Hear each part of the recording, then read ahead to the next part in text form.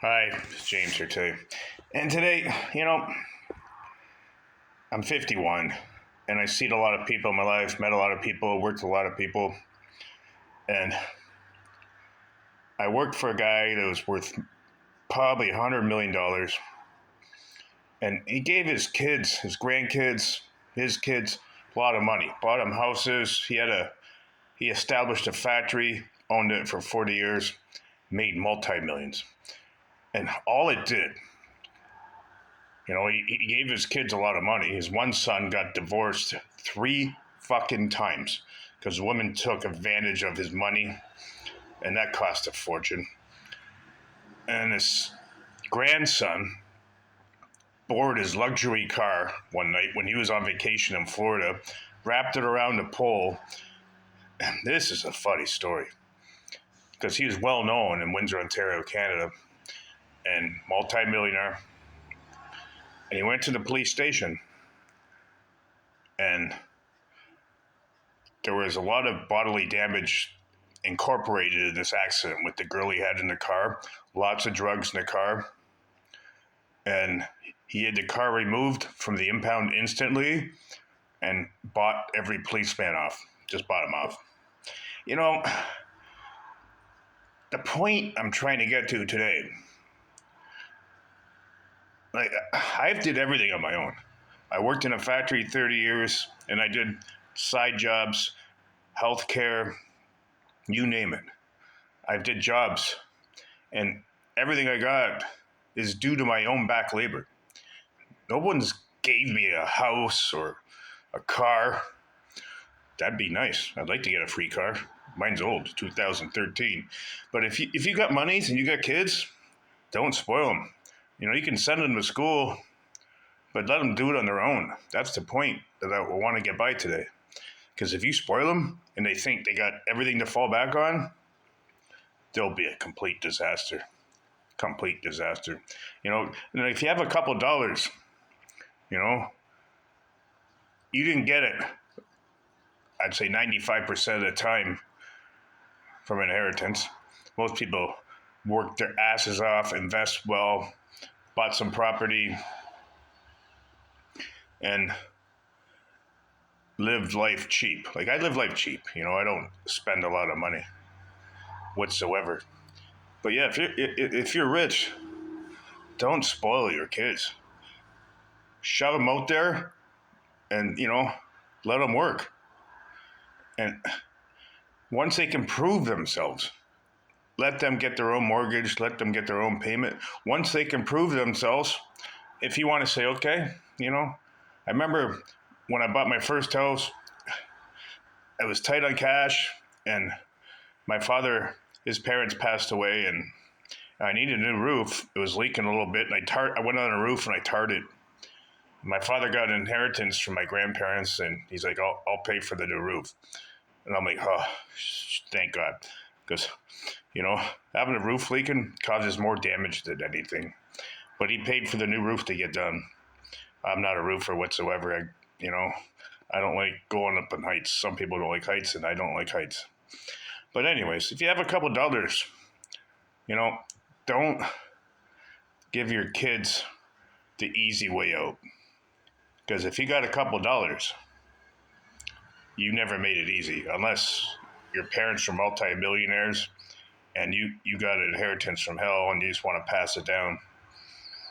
But that's just my story from James today. And plus, one thing I'd like to say, teach them how to drive.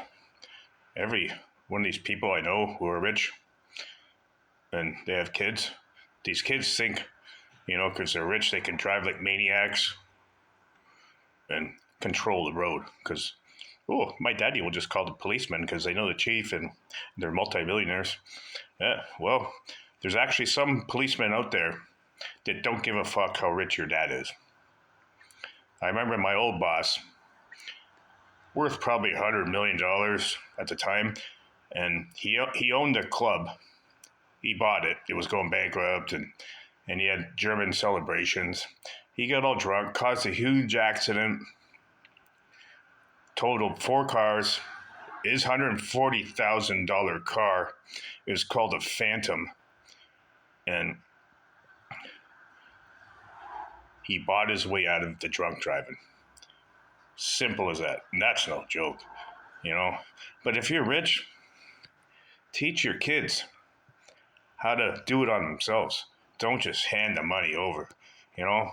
It's nice to get an inheritance, you know, when you're 50 or 60, but when you're young, you got to earn that shit. If you don't, if it's all hand fed to you, you ain't going to do nothing. Fuck. You're just going to sit around and chill.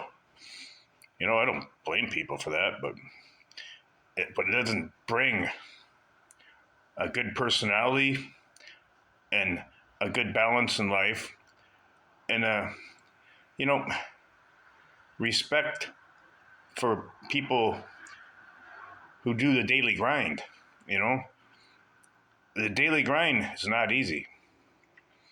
You try and do it. I did it 30 years in the factory. 3 shifts, midnights, afternoons, days. They called it mad. The daily grind's no fun. And it was so funny. My boss had some grandkids, and they had all impaired driving tickets, got drunk and accidents. And I had to do midnights, afternoons, days, every 2 weeks. Every 2 weeks, we called it mad. Switch shifts. And the kids at the factory, because they didn't have a license, and their father had to drive them into work, got steady days. Well, I had 30 years in. I'm like, I got to go on midnights. But your kids get steady days because they couldn't drive because they're so rich. They couldn't get a license. And one day, this one kid I worked with, his mother was in the shop, like 75 years old, multimillionaire, and she left her purse in the company lunchroom. And I was supervisor. And, you know, I'm not no angel.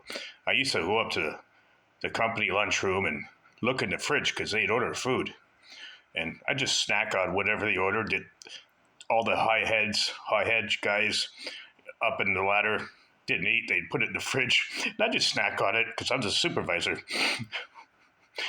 And the son of the owner was sleeping on the couch, drinking beers, and I couldn't say nothing.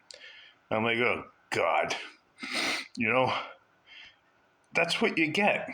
You know, when you have a lot of money and you give your kids the gateway to free-for-all. Anyways, you can put some pieces together in the puzzle and get to what I'm trying to say. Anyways, James out today.